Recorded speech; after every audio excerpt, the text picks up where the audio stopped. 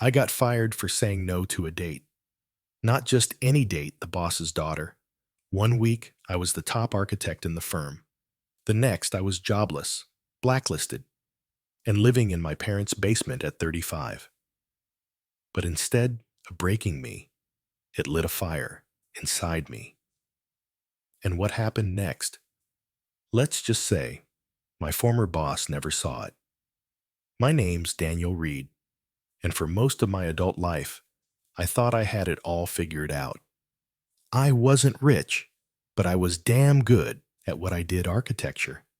Ever since I was a kid, building miniature cities out of cardboard and Legos, I knew I wanted to design real spaces for real people. I wasn't in it for fame or fortune. I just wanted to create something that mattered. At 35, I had a steady job at one of the top firms in the city, Halston Group, run by Harold Lawson, the kind of CEO who wore tailored suits that cost more than my monthly rent and smiled only when he was sealing a deal or crushing someone who stood in his way. Harold was a power broker, plain and simple. His empire wasn't built on creativity or innovation. It was built on connections, favors, and intimidation masked as charm. Still, I kept my head down and let my work speak for itself. I wasn't interested in company politics, networking cocktails, or playing golf with big clients. I just wanted to do the job. And for a while that worked. I led several successful projects, mentored junior staff, and even got name-checked in a local design magazine. I didn't care much for the spotlight, but it felt good to be recognized. I lived alone in a modest apartment on the east side. No flash, no drama. My circle was small, a few close friends, my supportive and slightly over-involved parents, and a golden retriever named Max, who thought he was a lapdog. Life was quiet, stable, predictable, until the day Harold called me into his office. He never summoned people casually. His assistant looked nervous just passing on the message. When I walked in, Harold was sitting behind his massive mahogany desk, swirling whiskey in a crystal glass, even though it was barely past noon. He smiled that kind of smile that never touched his eyes and said, "Daniel, I've got a proposition for you." Turns out Harold had a daughter. Her name was Vanessa, recent college grad part-time influencer, and in his words, looking for someone grounded. He thought I'd be a positive influence on her. I knew of Vanessa. She'd visited the office a few times, usually dressed like she was on her way to Coachella, snapping selfies in front of the model skyscrapers. I didn't laugh. I didn't roll my eyes. I simply told Harold, politely but clearly, that I wasn't comfortable mixing my personal life with the job. I figured that would be the end of it. But something changed after that. At first, it was subtle. My name disappeared from project rosters. Then came the performance review that claimed I was failing to collaborate. Meetings I used to lead were reassigned. My key card stopped working in the executive wing. And within a month, I was sitting across from HR, being told that my lack of team spirit and inflexibility were not in line with the company's culture. I wanted to fight it.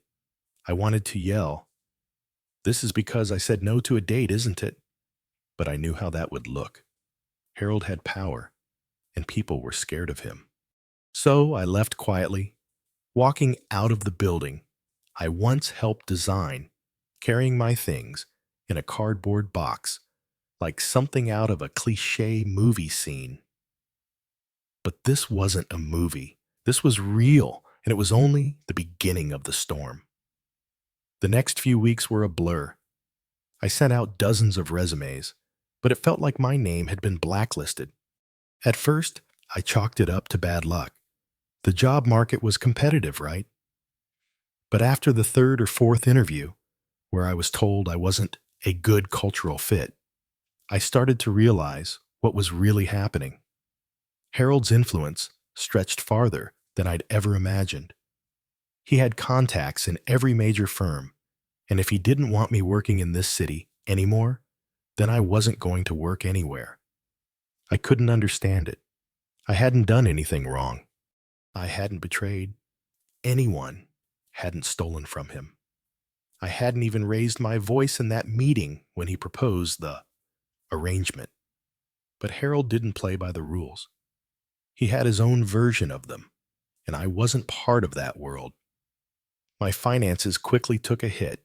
I had to move back in with my parents at 35. The situation was humiliating. My father, a retired engineer who spent most of his life working in small practical projects, never said anything directly, but I could tell he was disappointed. My mother, on the other hand, made it her mission to keep me from feeling too down. But no amount of her encouragement could cover up the sting of failure. The worst part wasn't the embarrassment of moving back home. It wasn't even the money running out faster than I could keep track of. It was the feeling of being stuck, like everything I had worked for had been stripped away in a matter of weeks, and I had nothing left to show for it. I didn't even have the comfort of being able to say, "At least I did it on my own." No, I had to watch helplessly as everything I had built crumbled, and all I could do was sit in the basement of my parents' house wondering where it all went wrong. I could have gone back home to my small town roots where no one would know the mess I was in, but I wasn't ready to give up. There was a fire inside me that I hadn't felt before. It wasn't just about proving Harold wrong anymore. It was about proving to myself that I was more than what he had labeled me. I had a reputation, a skill set, and a drive. I wasn't just going to fade into oblivion because one man didn't like me. That's when I started thinking outside the box, literally. Architecture had always been my passion, but I'd always kept it behind closed doors, working quietly for firms and clients. What if I could take that same passion and put it out there for the world to see? I had nothing to lose. So I started a YouTube channel. It wasn't much at first. Just me, my old laptop, and a sketch pad. I didn't have fancy equipment, just my ideas and my knowledge of design. I uploaded videos of me breaking down architectural concepts, explaining principles I'd learned throughout my career, and even offering tips for aspiring designers. At first, I thought no one would care. Who would want to listen to me when I wasn't even a big name in the industry anymore? But something surprising happened. People started listening. My first few subscribers came from forums I had been active on for years. They liked the way I spoke honestly about the craft without the corporate jargon. And it wasn't just people in the design world. My videos started catching the eye of a broader audience, young professionals, college students, even hobbyists who just wanted to learn about architecture from someone who wasn't selling them a dream. It wasn't long before my small following started growing. People would leave comments telling me how helpful my tips were, how much they appreciated my no BS approach. I felt alive again. I was getting back to the core of why I started in the first place, sharing knowledge, creating value, and doing something I loved. But I still wasn't getting paid for it. I wasn't monetizing the channel. Not yet, anyway. The real turning point came when a few industry insiders reached out to me, not just to compliment my videos, but to offer collaboration opportunities. One of them was an executive from Fieldstone Designs, a fast-growing startup that had recently won several major projects. They were looking for someone to lead a groundbreaking new initiative, a concept I had pitched years ago, but had been shot down by Harold in favor of a more traditional approach. The irony wasn't lost on me.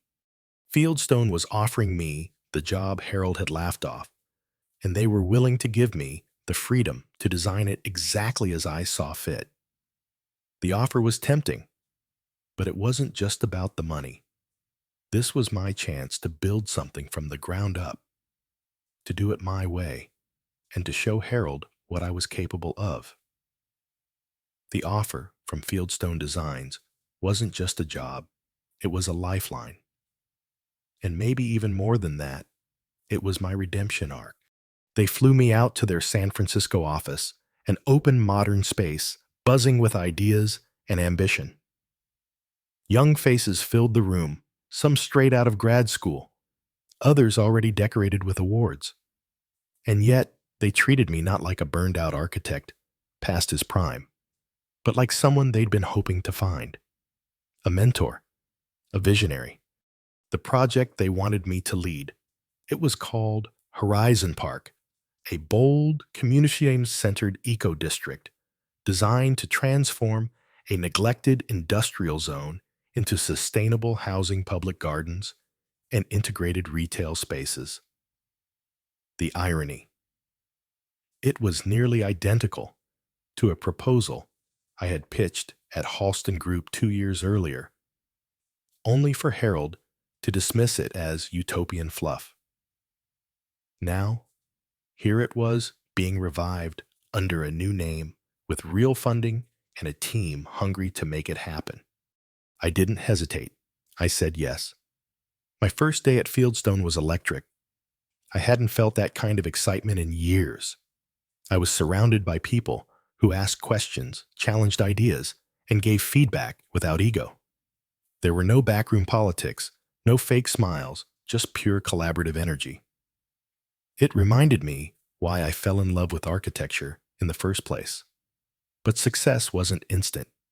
We were building something massive from scratch, and I was still recovering from the emotional wreckage Harold had left behind. Every time I opened my email, I braced myself for sabotage. Every time my phone rang from an unknown number, I wondered if it was someone trying to warn me not to work with the guy Harold blackballed. But those calls never came.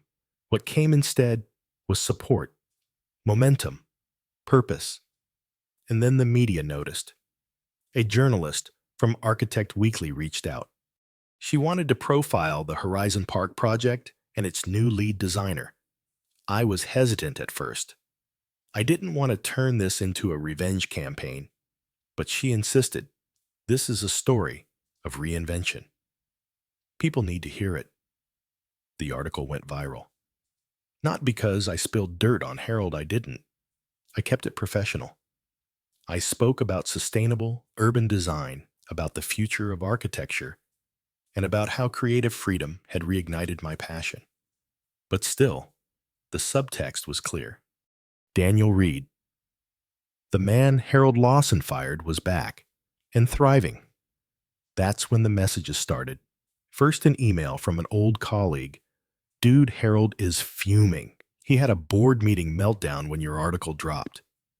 People are asking questions he doesn't want to answer. Then came the LinkedIn connection requests, some from people I hadn't spoken to in years. Others were strangers, students, young professionals, even competitors, all saying the same thing. You gave me hope. I couldn't believe it. My quiet little comeback story had become a rallying point for people who'd been silenced, overlooked, or pushed out by toxic leaders. For the first time in my life, I realized my story wasn't just mine, it was ours. But Harold, he wasn't done. About a week later, Fieldstone's legal team flagged something strange, a cease and desist letter from Halston Group claiming intellectual property theft, alleging that Daniel Reed had stolen and repurposed confidential design proposals created during his tenure at Halston. It was laughable.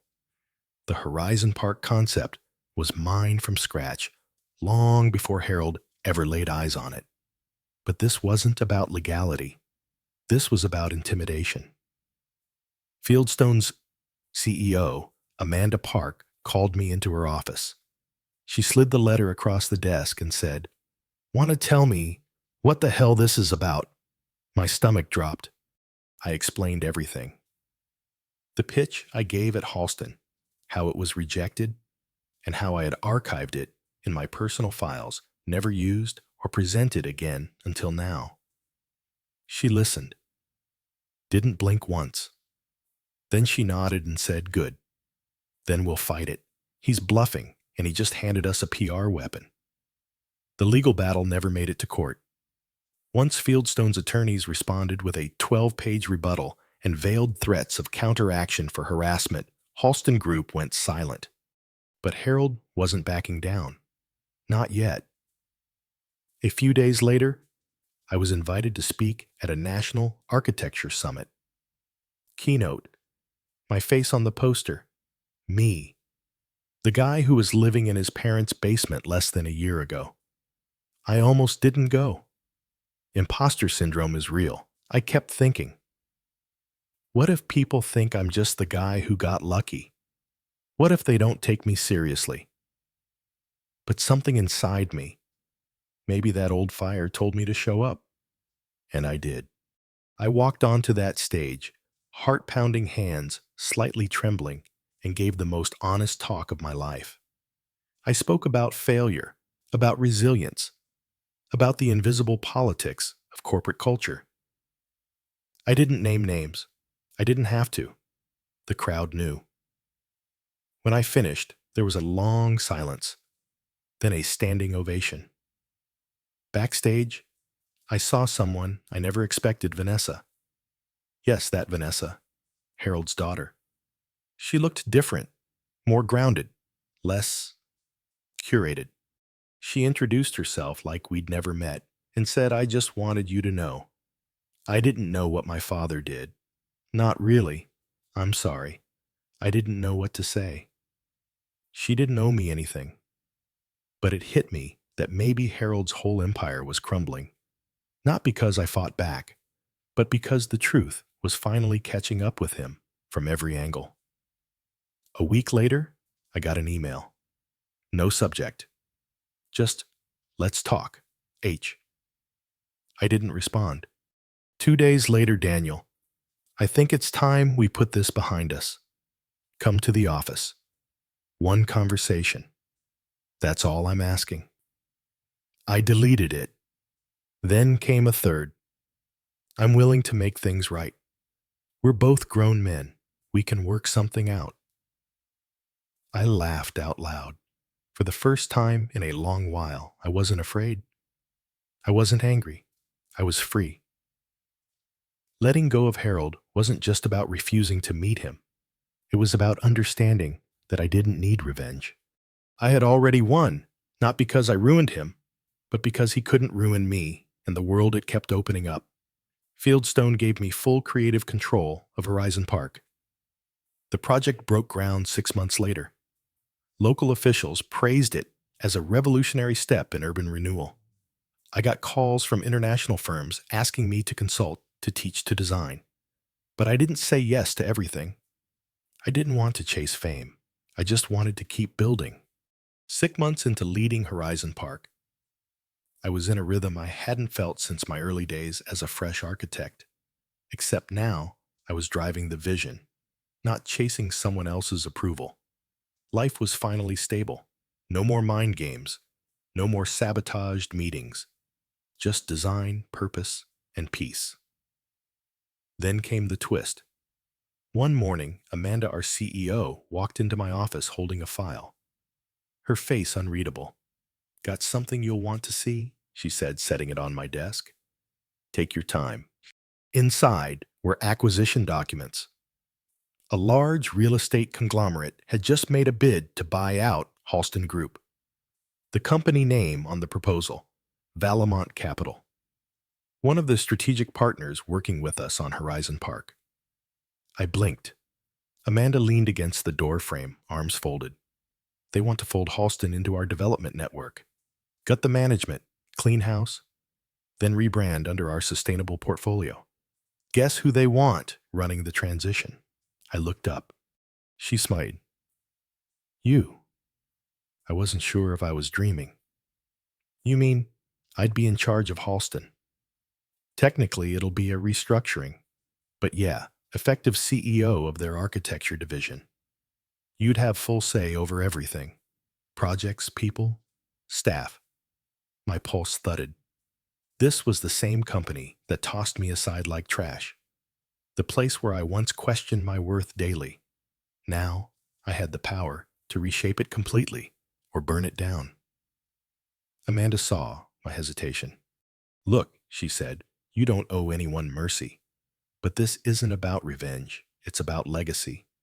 Do what you want with it. Just remember you earned this. It was poetic, a perfect karmic loop. Still, I didn't decide right away.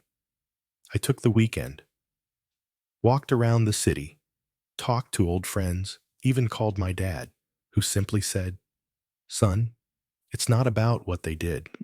It's about who you want to be when it's over. Monday morning, I accepted. The transition began quietly. Valamont acquired a controlling share. Harold was informed in a closed-door meeting and ousted within a week. No dramatic exits, no shouting matches, just a man with a fading name signing papers in silence. But the most surreal moment came 3 weeks later. I walked into my old office, the same place Harold once summoned me to criticize, diminish, and finally fire me. Only this time, the nameplate on the door read, Daniel Reed, Division Executive. Harold's belongings had already been boxed. I found them piled beside the desk: golf trophies, a framed photo of him shaking hands with a governor, and oddly, the sketch I had once made for a redesign project he scrapped. He had kept it. That hit me. I wasn't expecting sympathy, but for a brief second, I saw not a villain, but a man so obsessed with control that he'd rather destroy potential than feel irrelevant. That didn't excuse what he did, but it explained it. I didn't reach out. I didn't need closure from him. Instead, I called a meeting with the entire Halston design team. Some recognized me immediately. Others were new. They looked confused and maybe a little nervous when I walked in. I introduced myself, gave a short history, and then said, We're not here to talk about the past. We're here to rebuild, together. This isn't going to be a company that punishes people for thinking differently.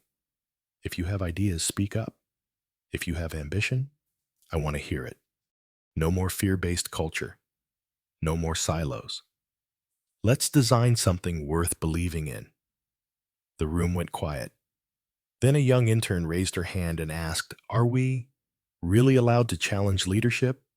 Now I smiled. You're encouraged to. Just be respectful and bring good ideas. That moment shifted everything. Within 3 months, Halston's design department was producing the most innovative work they'd done in a decade. We restructured the management system, flattened the hierarchy, and launched a mentorship program for junior staff. People stopped walking on eggshells. Creativity flourished. Meanwhile, Harold faded into obscurity. I heard he tried launching his own consulting firm. No one bit. His name didn't hold the weight it used to. Reputation, it turns out, is fragile when built on fear. One day, I got a letter, no envelope, just a folded piece of paper left at the front desk. It was from Harold. Scribbled in shaky handwriting, I built an empire. You built a community. Maybe that's why you'll outlast me. I didn't reply. I didn't need to. His words said enough. What surprised me most in the months that followed wasn't how good success felt, but how quiet it was. No triumphant theme music. No cinematic payoff. Just the steady hum of people working, solving problems, making progress. And me, I had peace. Not because I won, but because I had let go. The world didn't give me justice. I created it piece by piece, brick by brick, with the same hands that were once shoved out the door. And maybe in the end, that was the real revenge. I didn't destroy Harold. I just became everything he could never be. A year after the transition, I was walking through Horizon Park. Not the project, but the real space, now fully built. Families picnicked under the shaded pavilions I designed. Kids raced down the bike trails. The skyline shimmered in the background, just as I'd envisioned in those late-night sketches. It didn't feel like vengeance anymore. It felt like healing. A little boy tugged his mother's hand and pointed to the engraved plaque near the main plaza design lead Daniel Reed. She smiled and said, "He built all this." I didn't introduce myself. I just sat nearby watching. That moment meant more than any title paycheck or boardroom victory ever could. Not because it proved Harold wrong, but because it reminded me who I'd been before he tried to break me. A man who simply wanted to build things that mattered. Not long after I gave a guest lecture at a university where I once couldn't afford tuition. Afterward, a student came up and said, "I watched your design videos all through high school. They made me believe I could do this too." I thanked him. And quietly I thought, that's the real legacy. Not the office, not the fame. But the lives changed because I didn't give up.